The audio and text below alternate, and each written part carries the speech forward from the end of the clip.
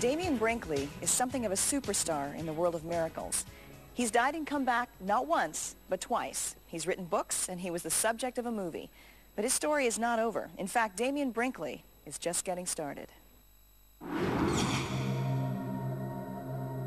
Most people don't get a second chance at life, but a miracle made it possible for Damian Brinkley to do just that. His rebirth began during the Vietnam War, where Damian's only purpose was death and destruction.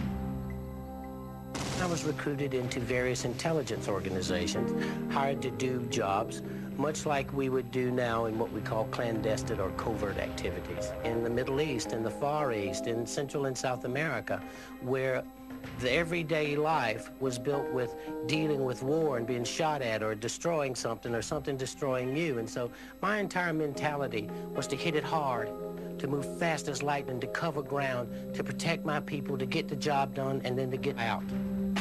Brinkley called himself the ultimate angel of death, but while at home on leave, he came face to face with the real thing. I was talking on the telephone. I was struck by lightning. It moved down the phone line, it went into my neck, it went down my spine.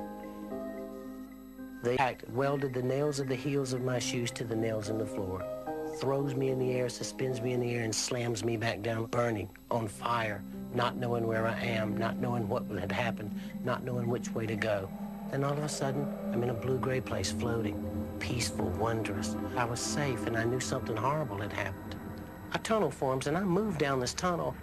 This tunnel is moving whether I'm moving or not. It radiates, it shimmers, it has tones, sounds, and frequencies to it. I come into this place of the most bright, brilliant, beautiful light. From Damian's description of this event, the light revealed beings surrounding him that sound like they could have been angels.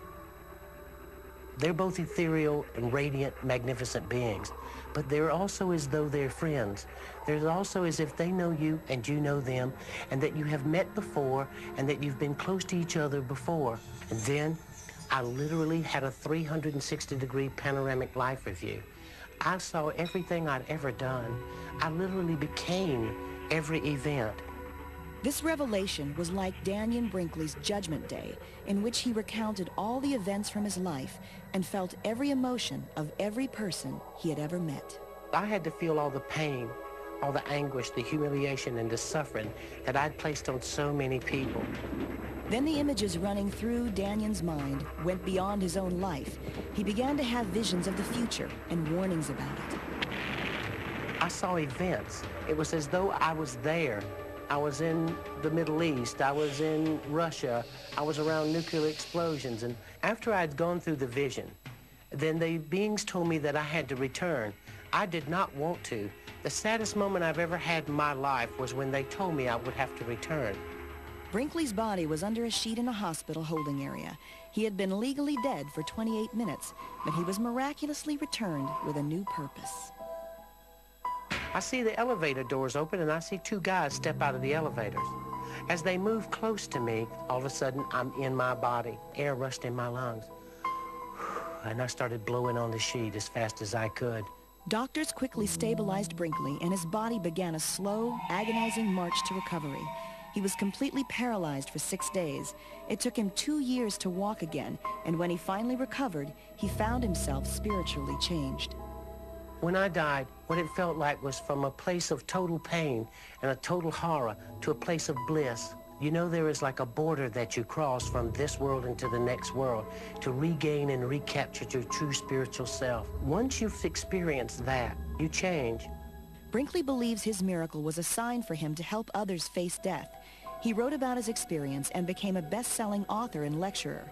Now he spends most of his time as a volunteer hospice counselor, comforting dying patients and their families.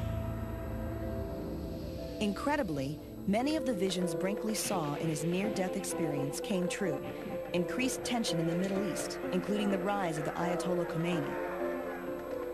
An increase in worldwide terrorism and the fall of the Soviet Union. But he also gained the ability to communicate with the dead and provide closure for their living relatives. He asked me to write down my grandmother's name, and possibly some connection may be made as a result of doing that. That night, I had a dream that Danyan handed me a telephone and said, there's somebody that would like to speak to you. And I put the phone to my ear, and it was my grandmother's voice telling me how much she loved me, and there was nothing to worry about. That next morning, I went to attend Danyan's lecture. He looked up at me, and the first thing he said to me is, Tom, didn't we have a great time last night? I was shocked. Brinkley continues to offer valuable and prescient advice. Don't get caught up in those family events. There's a lot of family stuff going on, and I know it. I can pick it up. Don't you get caught up in it. The early days had so much information being poured at me from I couldn't sit in a restaurant. I couldn't be around people because I could perceive what people were thinking. Brinkley is on a non-stop schedule because according to his own vision, his time on Earth is short. I don't plan to be here after about 2004. So I know my time here is pretty well managed and pretty well measured because I didn't see anything in the future that had me in it after that. But his end doesn't bother him, and he's very optimistic. In the last 4 or 5 years, I have seen the most wondrous spiritual movements among people, events, and nations. I think the future is bright. The stories you've just seen each contain a moment, a critical turning point in someone's life when a potential tragedy was averted and transformed into something wonderful. Even though it's impossible to explain what happened, you have to admit that something mysterious was at work, something that might even be called a miracle.